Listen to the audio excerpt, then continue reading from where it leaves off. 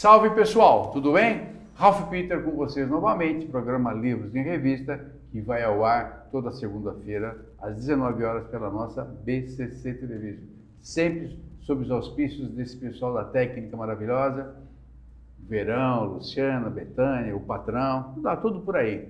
E também a Maria Estela Guedes, que através do seu site www.com, que nos insere, a partir de Lisboa, nos insere em todo o universo lusófono. A meu lado direito, uma pessoa digna, tiradora de sarro, que tem na sua casa 4 mulheres, incluindo aí, nesses 4, uma cachorrinha chamada Molly. Deidei. Falei. Nossa, tudo já agora. Contou tudo. Já foi. Já. Não, a parte pior é que falar que ela que é a responsável, eu já vou chegar apanhando de 3. Ela foi no meio, né? Não, ela vai apartar. Bom, já quebrou todo o protocolo, já virou bagunça isso aqui. José Ney Lanças, mais conhecido no mercado como José Ney, executivo por algumas décadas de uma empresa centenária, que depois nós vamos aqui abordar, que não haverá no mundo, seguramente, quem não a conhece. Uma hora misteriosa, airando sobre gerações e tal, os consumidores que nunca souberam da sua fama. Aí eu me lembro que a Coca-Cola chegou a pagar milhões e milhões e milhões e milhões de dólares de multas porque não queria revelar a fama, e até hoje, pelo menos até o livro, a fórmula não havia sido revelada. O livro chama-se Coca-Cola, não, o livro chama-se 7X, né? X. Sabor de emoção e o resto? A fórmula secreta finalmente revelada. A fórmula óbvio. Desse aqui um sonoplasta. Pois é.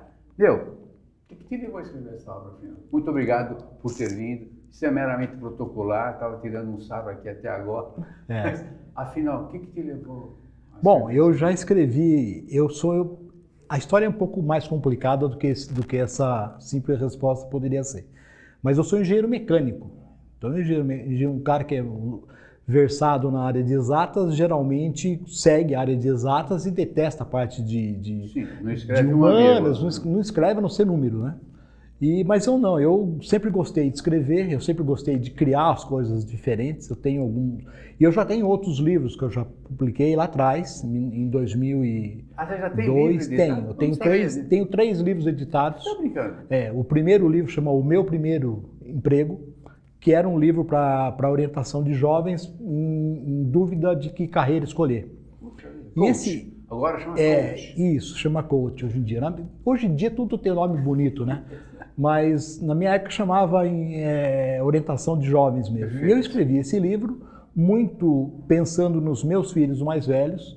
Eu fiz uma bula do que eles deveriam pensar para decidir que carreira seguir. Perfeito. E acabou virando um livro. Aí eu mandei na época para a editora Campos, através de um casal de amigos meus, o Hidalberto Chiavenato e a Rita, que é a esposa dele, e eles acabaram mandando para a editora Campos. Em 2 meses o livro estava no mercado.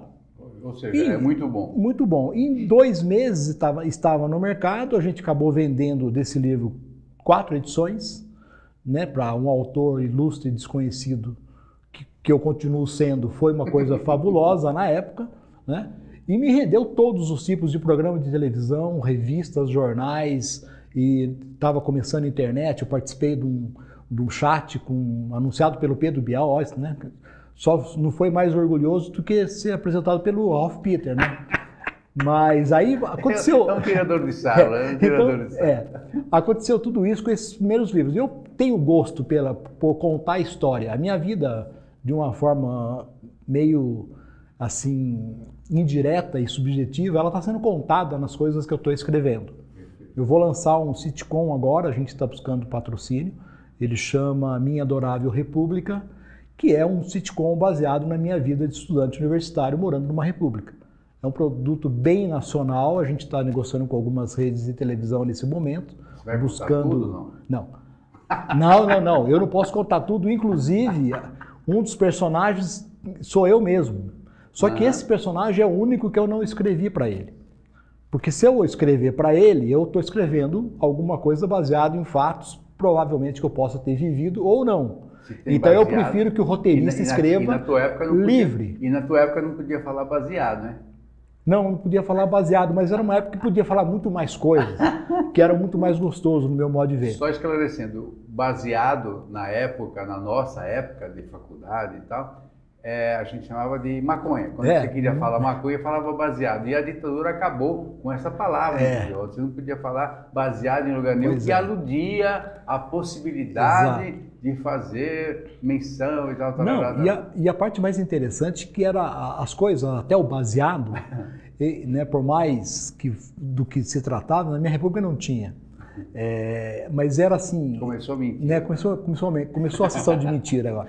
Então, mas na minha república não tinha, mas era assim, as coisas eram mais naturais. Claro. Por exemplo, um dos meus colegas, que ele é retratado na minha adorável república, ele era uma pessoa de cor, e o apelido dele em casa era Preto. Ele se auto-intitulava Preto. Então, quando a gente quando eu discuti o projeto do Minha Adorável República, perguntaram, mas você vai deixar esse preto? Falei, mas ele era o preto, você quer que eu ponha o quê? O que você quer que eu ponha? Igual os caras que eram amigos do Pelé, chamavam ele de negão, e daí? Negão, e outra, era um orgulho.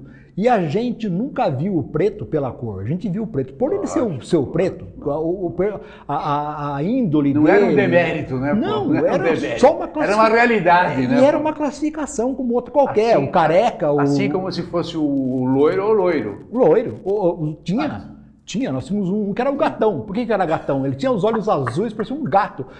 Lindo, maravilhoso na época, talvez, né? Era o gatão e o preto, e a gente gostava dos dois igual. Vamos falar do livro Coca-Cola, pô.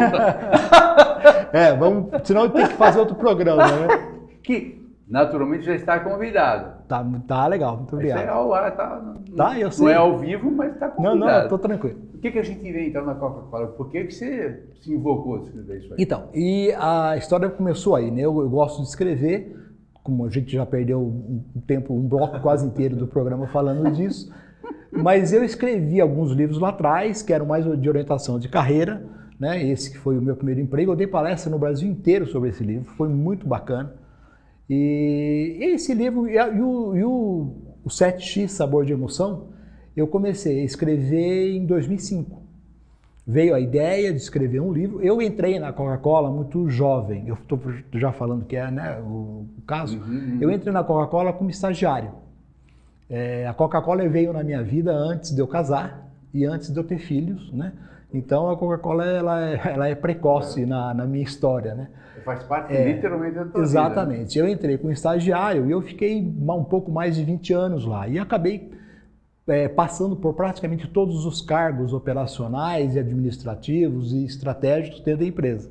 E saí como diretor para a área da América Latina, na área de serviços ao cliente e logística e distribuição. Então foi uma experiência bacana, foi uma carreira bastante sólida. Bem área comercial, né? Passei pela comercial também, fui 6 anos gerente industrial, então eu fabriquei Coca-Cola mesmo, né? Eu fiz o produto, né, nas fábricas e tal. E aí, isso aí associado com o livro, a minha experiência associada com gostar de escrever, acabou surgindo a história do 7X Sabor de Emoção. Dando como é que fala, um spoiler aqui, né? O 7X é uma referência ao elemento mais secreto da fórmula. Porque a fórmula, quando ela foi criada pelo farmacêutico John Pemberton, isso em 1886, ele vendeu essa fórmula para um comerciante de Atlanta na época chamado Asa Candler. E o Candler, para esconder o que era o segredo da bebida, né, para esconder a fórmula... Era um xarope, né? Era um xarope, Na época, você imagina, eu gosto muito de mencionar isso daí, você imagina Atlanta em 1886, se recuperando da Guerra da Secessão, que tinha acabado fazia 20 anos, mais ou menos, né, em 1860 e tanto foi a Guerra da Secessão. Atlanta foi praticamente destruída, né, pela guerra, e então o filme O Vento Levou é praticamente baseado em cima de Atlanta, né? Então eu imagino aquela cidade renascendo das cinzas, literalmente, né, uma fênix, e carroções andando pela rua, índios e um comércio muito... Uma miscigenação ideal. E um comércio muito agitado. Miscigenado por baixo, né? Por baixo, porque não tinha nada alto, né? E aí tinha muita gente vendendo xarope, aqueles tônicos para queda de cabelo, unha encravada, picada de cobra, né? Vendia-se na rua isso daí. E o Pemberton era uma pessoa séria, ele era um farmacêutico, né? E ele, dizem que a Coca-Cola foi criada como remédio, não era bem isso, mas os primeiros anúncios da Coca-Cola diziam que ela fazia bem para o cérebro. Então, como ela sempre foi uma energizante pela composição da fórmula, né? Gerava uma certa euforia, alguma coisa, dizia que fazia bem para o cérebro. Então a pessoa está meio chateada, ela ela se toma sentia Coca-Cola. mal, se sentia bem, aliás. Tomava Coca-Cola, dava uma energizada, porque tinha o açúcar, porque tinha os outros elementos da fórmula, a pessoa ficava toda alegrona. Então dizia que se fazia bem para o cérebro. Por isso se associou como remédio, mas nunca foi, né? E o Pemberton fez esse produto nessa época aí, da efervescência de Atlanta, né? Criou-se o xarope que ele vendia como dose tipo remédio. E aí um comerciante local chamado Jacobs, que tinha um tipo de uma padaria, uma casa de soda que se chamava na época, misturou esse xarope que ele misturava com outros N xaropes de limão, das frutas que tinha na época, misturou com Coca-Cola e virou uma bebida carbonatada. E todo mundo adorou aquele treco lá. E ele tinha esse lado de ser rejuvenescedor, fazer bem para o cérebro, e melhorou ainda, porque ele ficou gelado e carbonatado, né? O gelado é uma consequência para o gás carbônico não sair da bebida, para você poder misturar. É um processo técnico. Então gerou isso tudo meio que numa baita de uma casualidade. Então nada foi muito pensado para ser o que acabou sendo. Foi acontecendo. Foi acontecendo. Não é que houve um projeto e tal, não. Foi acontecendo. Foi Assimilando e foi acontecendo. O Pemberton ele era uma pessoa bastante dedicada ao que ele fazia, porque ele fazia também, além de ser farmacêutico, ele também extraía dente, ele também dava atendimento médico, ou seja, ele era aquela pessoa tal muito bem recomendada, muito, sabe, bem apessoada, importante, isso, né? Dentro da comunidade, naquela comunidade recém-saída das cinzas, né? Então a Coca-Cola tem esse começo aí. E o Candler, que comprou a fórmula 2 anos depois, o Pemberton não viu nada do que aconteceu com a empresa que ele criou, né, com a fórmula que ele inventou, não sabe nada disso, porque ele veio a falecer logo depois. O Candler, para não ser copiado, ele resolveu botar um número e uma letra X em cada elemento da fórmula. Então ele tem 1, 2, 3, 4, 5, 6, 7. Então, em resumo, a fórmula da Coca-Cola se resume a 7 elementos principais. 7 elementos. Sim. Químicos? Sim. São produtos, tem um corante, tem um acidulante, tem algum tipo de conservante, alguns elementos sim. E tem os óleos essenciais, que é o segredo principal, que está aí no livro. Não nesse, mas está no livro. Agora, você criou, eu achei interessante que você fala algumas verdades, mas ficcionou uma boa parte do livro.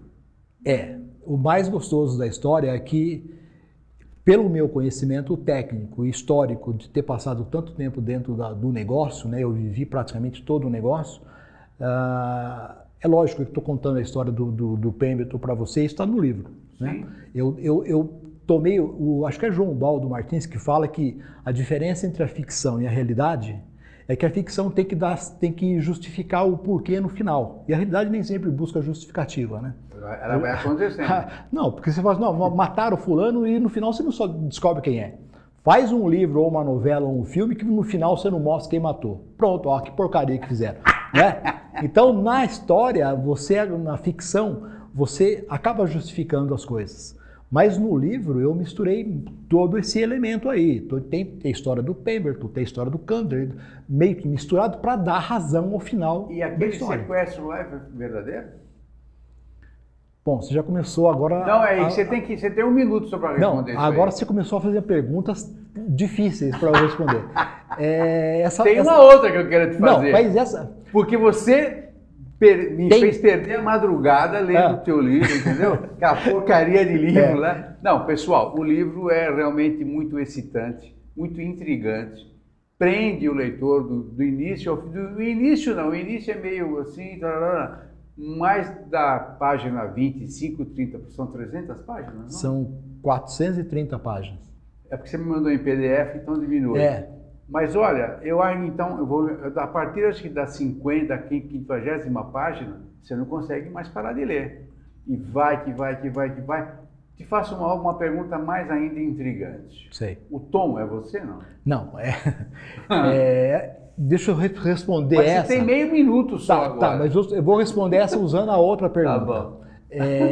Bom, primeiro que o Tom é baseado nas experiências que eu tive, lógico, ele usa as experiências que eu tive, certo. Mas ele, naturalmente, não sou eu. Eu tive que justificar isso daí.